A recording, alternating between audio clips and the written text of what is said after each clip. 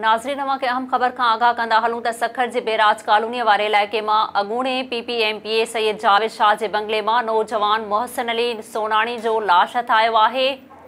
SS news जे reporter Abdul Ghafoor Sheikh मूजिब photo नौजवान जे भाइरनि ज़हीर अहमद ऐं मक़सूद अहमद सोनाणी ॿुधायो आहे त संदन भाउ गुज़िरियल 5 ॾींहनि खां पुरअसरार नमूने गुम थी वियो हुयो, जेको आबपाशी खाते जे सुप्रीडेंट इंजीनियर सुल्तान अहमद महर जे बंगले ते बावर्ची हुयो। संदसि ॻोल्हा बावजूदि हुन जो को बि ॾस पतो न पियो। हुननि वधीक ॿुधायो आहे त अॼु सुप्रीडेंट इंजीनियर सुल्तान अहमद महर जे बंगले भरिसां अॻूणे PPMPA सैयद जावेद अहमद शाह जे बंदि पयल बंगले जे लॉन मां असांखे भाउ जो लाश अथ आयो आहे। भाउ जे गले ऐं जिस्म ते तशद्दुद जा निशान बि मौजूद आहिनि।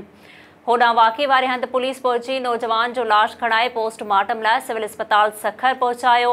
उन मौक़े ते सखर पुलिस ॿुधायो आहे त वाक़े जे हर रुख खां जांच करे रहिया आहियूं। पोस्टमार्टम रिपोर्ट अचण बैदि ई ख़बर पवंदी त नौजवान जी मौत जो कारण छा आहे।